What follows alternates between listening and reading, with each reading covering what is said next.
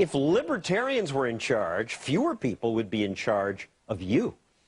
Now that frightens some people. They say, if no one's in charge, there'd be chaos. And that's intuitive, but think about a skating rink. Let's say you'd never seen one. An entrepreneur tells you, I want to create something that I'll call this skating rink. And young and old people will go there and strap sharp blades to their feet and speed through this oval arena on top of ice. They'll weave patterns as moods strike them. You'd probably say, no, you can't have that. We need regulation, skating stoplights, speed limits, turn signals, a rink director to police the skaters. You can't expect people to safely navigate the rink on their own. And yet, they do.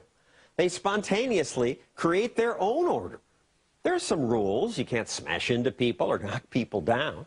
And if libertarians were in charge, there would be some laws. Government would exist to protect us from foreign enemies and from people who would steal or injure us. We'd have laws to do what the Constitution authorizes, this little book. And I would add pollution rules to this. But then the skaters, the people, would get to do as they wanted. When people are left free to do what they want, people prosper. Even the poorest people prosper. Last century, Hong Kong was third world poor. Its citizens' average annual income was under $700 in today's dollars. Today, it's almost $44,000.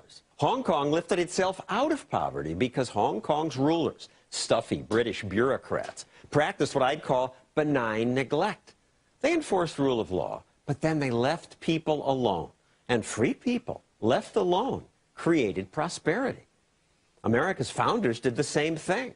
But our political class has messed that up by adding thousands of new laws every year, every day. We're now drowning in rules.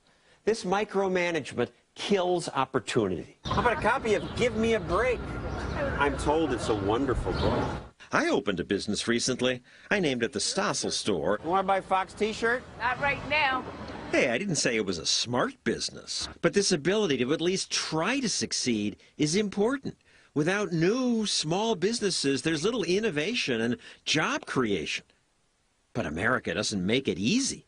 Does your business need to file 720 quarterly excise tax return?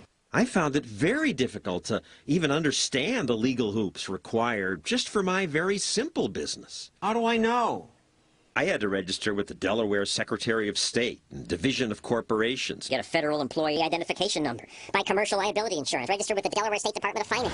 But in Delaware, this can be done in just a few days. The fastest growing parts of the world, like Hong Kong, make entrepreneurship easy. In Hong Kong several years ago, I got a business permit in just one day. Thank you, sir. It's a reason Hong Kong got rich. They encourage entrepreneurs to try. And that's what makes life prosperous and grand. That freedom to experiment brings us iPhones and symphonies, cancer treatments, and Lady Gaga. Getting rid of most of the rules and restoring that freedom to try things would bring America prosperity and security. That's our show. Thanks for watching. Good night.